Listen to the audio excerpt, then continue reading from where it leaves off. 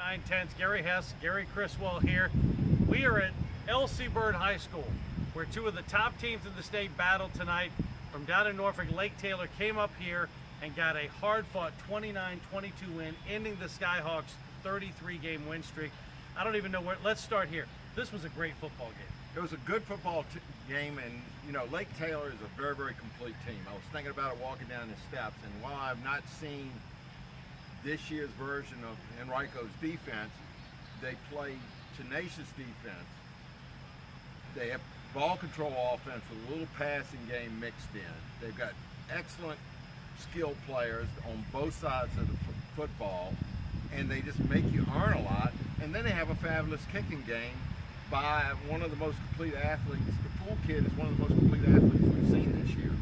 And so Lake Taylor has a lot of answers. They will be very, very formidable in Division 4. I was struck with how well coached they are in addition to being talented. They had some penalties, but this is a disciplined football team that knows what it's doing. Yeah, and a lot of their penalties were grab penalties, where Byrd just overpowered them or outmaneuvered them, or a little bit in the passing game. And keep in mind, they got two of those penalties on the same play that kept Byrd's last drive that failed alive. Skyhawks hung tough, and all is not lost for L.C. Byrd. They're going to be heard from. They're still one of the best teams, if not the best team, in the Richmond Metro. This is a game that David Bedwell can work with and build on. Absolutely, and they will want to make some adjustments. But one thing they've got back, and that's what I think is bad news for 5A South, is Byrd is back with confidence in Stephen Mines. He was tested tonight. He managed to crease that defense for an 80-yard and a 40-yard plus touchdown run, and that's bad news because they were sputtering a little bit early in the year with their tailback play and relying a little bit more on Jalen Elliott. When they get it reversed, where they can rely on the tailback and then let Elliott take care of the counter plays and the bootlegs and their short passing game was actually evident tonight against a really, really good Lake Taylor defense, especially secondary that has a couple of Division I players in it. So there's a lot to carry away from this game. That's why I think this may be the wave of the future.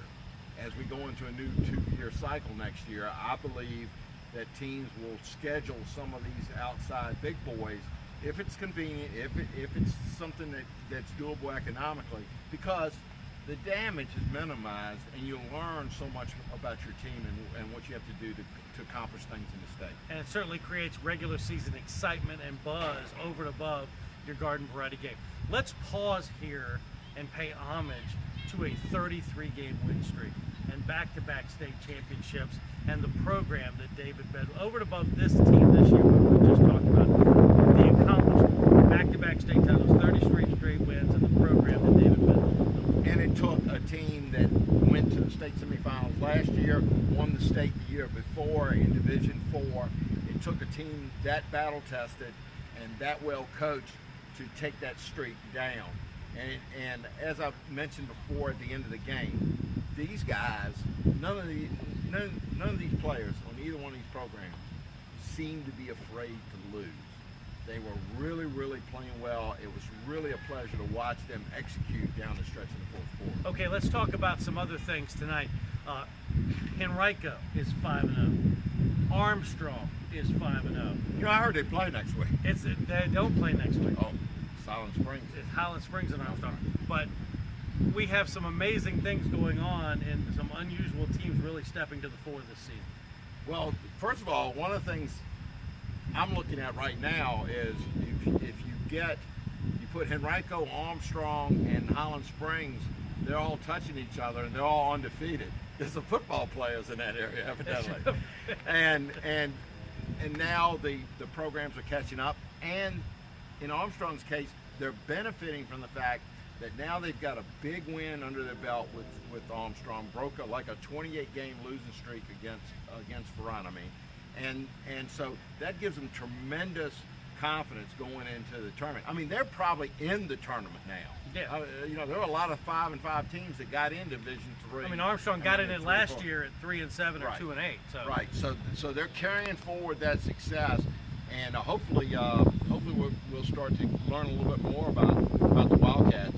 But a great win tonight against Verona, and I think that's you know, we were kind of not brought in kicking and screaming to the new alignment, but I've settled in, and I think you have too, Oh, no on doubt. the fact that it creates more playoff opportunities, and it hasn't diluted the competition process. So Henrico and Armstrong are both undefeated. On the other side of the river, very quickly, Thomasdale and Meadowbrook, two teams that we thought might be pretty good that got off the rough starts against top competition, are starting to win football games. Yeah, did Thomasdale finish off Prince I George? believe so, 35-24 I know was the last I saw. I know Meadowbrook pulled away and won their game. And yeah, and I think the Monarchs are a solid playoff team. They need to probably run the table going down the stretch to get a great seed, but they're certainly going to be in with, especially if they can continue to win more losses, because they still got the bulk of the Central District schedule to play. It's going to be a lot of fun. Second half of the season still to go. Now, next week, we still don't know what game we're going to do. We're looking at possibilities. We're going to make that announcement in the next few days, but we'll be somewhere next Friday night because at Sports Radio 910, we cover high school football.